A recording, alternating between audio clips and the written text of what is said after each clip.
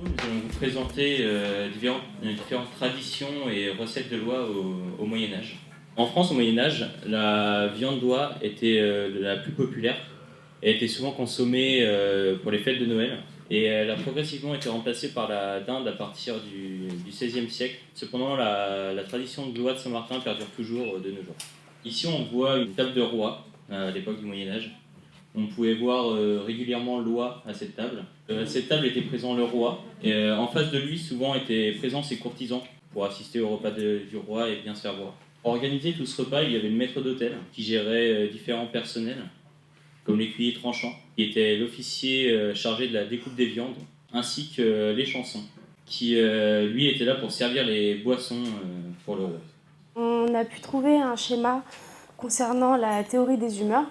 Quand on consomme quelque chose, on va se persuader d'être dans un certain état d'humeur, on va adopter une certaine attitude selon ce qu'on va manger. Bon, c'est connu, par exemple, si on mange de la viande rouge, on va avoir l'impression d'être plus colérique, plus énergique.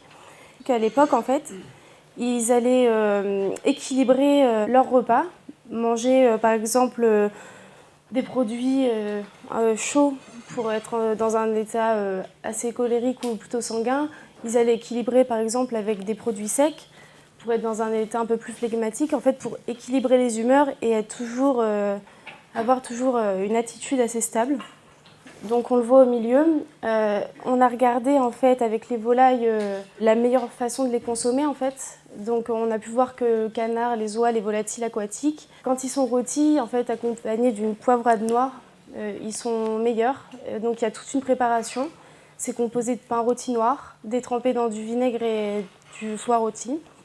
Donc tout est broyé, mélangé avec le jus de rôti et le verjus.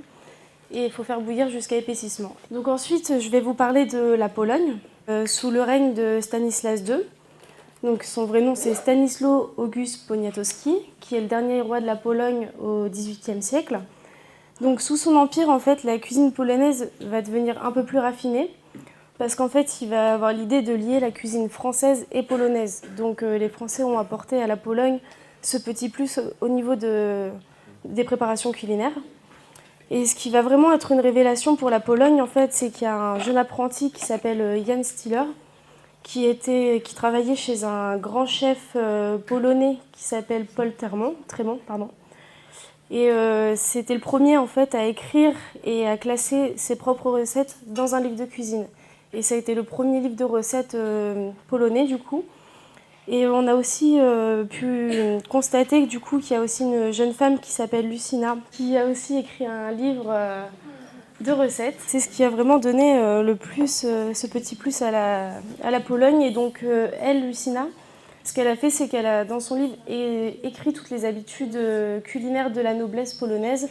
Donc, elle a vraiment révélé toutes les recettes les plus raffinées de la cour des rois à l'époque. Pour la Roumanie, nous avons trouvé une recette traditionnelle qui se consomme pour les périodes de fête, donc notamment à Noël, qui s'appelle la ciorba de potroace. Donc en fait, c'est une recette qui est composée d'abat-d'oie ou de dindon, mais là en l'occurrence c'est l'oie. Donc c'est des morceaux assez dodus, assez charnus. Et du coup, ils sont assez raffinés parce qu'en fait, ils sont aigris, donc marinés dans le jus des choux. Et tout est mis donc à mariner dans un gros tonneau en chêne.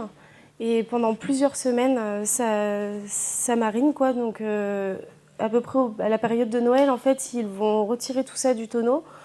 Et la maîtresse de maison, qui invite tous ses invités à souper, et ben, le lendemain de la fête, le lendemain, ils ont faim. Et du coup, elle leur offre cette ciorba de potroace, qui va remettre tous les invités d'aplomb, évidemment.